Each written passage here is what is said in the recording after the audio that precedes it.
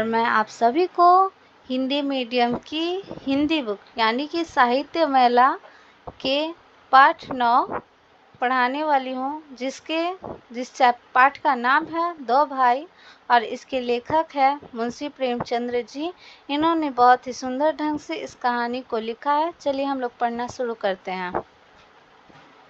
प्रातः काल सूर्य की सुहानी सुनहरी धूप में कलावती दोनों बेटों को जांग पर बैठा दूध और रोटी खिलाती। यानी कि जो कलावती थी हर रोज सुबह अपने दोनों बेटों को अपने जांग पर बैठाकर दूध और रोटी खिलाती थी। केदार बड़ा था, यानी कि जो केदार था वो बड़ा भाई था और माधव छोटा, या जो माधव था वो छोटा भाई था। दोनों मुंह में कौर लिए, वो जो दोनों थे वो अपनी माँ के हाथों से एक एक कौर लेकर अपने मुंह में कई पग उछल कूद कर फिर जांघों पर आ बैठे थे। यानी कि वो जो दोनों भाई थे वो यानी कि पग यानी कि हर एक कदम कूदते फिरते और अपनी माँ के गोद में आकर वापस बैठ जाते। और अपनी तोतली बोली, यानी कि वो जो छोटे होने के कारण उनकी आवाज़ें बहुत ही प्यारी और तोतली थी, उसमें वो लोग बोलते थे। मैं इस प्रार्थना की रट लगाते थे जिसमें एक पुराने सहृदय कवि ने, यानी कि वो जो तोतली बोली में वो लोग बोलते थे, प्रार्थना करते थे, यानी कि भगवान से कहते थे, जिसमें पुराने सहृदय कवि ने, यानी कि एक पुराने कवि ने अपने मन की बातों को प्रकट करते हुए लिखा है कि किसी जाड़े के सताए हुए बालक, यानी कि वो जो कवि है वो अपने मन से लिख रहे हैं कि किसी सताए हुए जाड़े के बालक, यानी कि ठंड से एकदम परेशान बालक है जो अपने हृदय से यह प्रकट करे, यानी कि सहृदयगार को प्रकट किया, यानी कि अपने मन की बातों को, अपने हृदय की बातों को प्रकट कर रहे हैं। देव देव घाम करो तुम्हारे बालों को लगता जाए, यानी कि हे भगवान अब आप हमारा यहाँ पे घाम कर दीजिए, यानी कि धूप कर दीजिए। अब ठंड बढ़ चुकी है और आपके बच्चे को ठंड ज़्यादा लग रही है। माँ उन्हें चूम कर बुलाती, यानी कि माँ उन्हें बहुत ही लाड प्यार और दुलार से बुलाती और बड़े बड़े कौर खिलाती, यानी कि अपने हाथों से बड़े बड़े वो लोग को कौर खिलाती।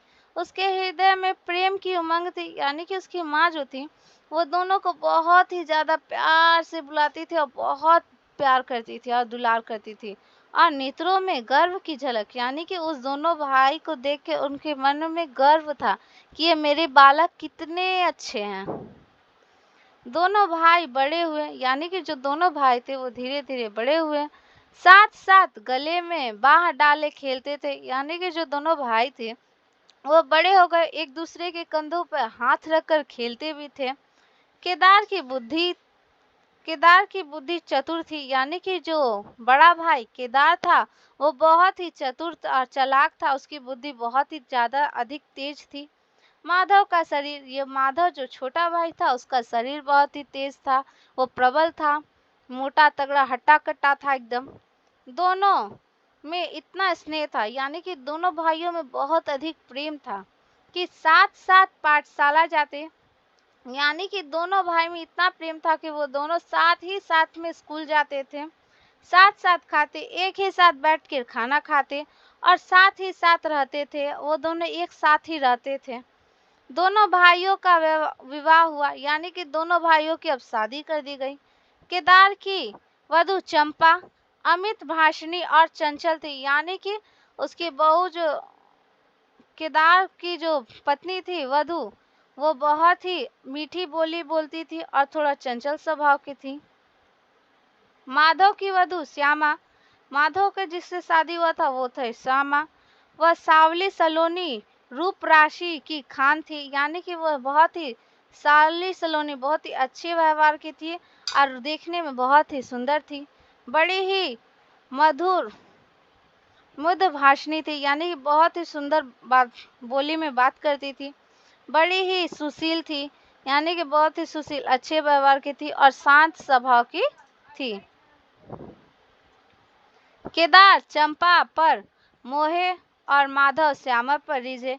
केदार जो था वो अपनी वधु पर मोह करता था, और जो श्याम था वो जो माधव था वो अपनी श्यामा पर रीझता था, अपनी वधु श्यामा पर रीझा करता था।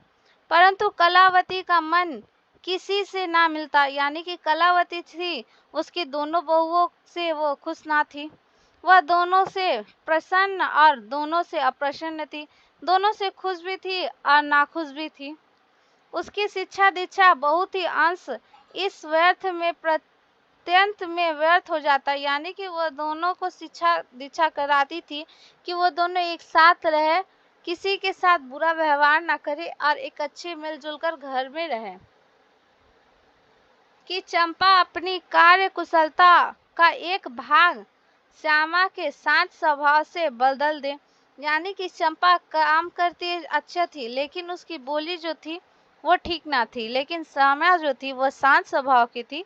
इसलिए वो कलावती चाहती थी कि चंपा काम काम के साथ साथ शांत स्वभाव की भी हो जाए श्यामा की तरह।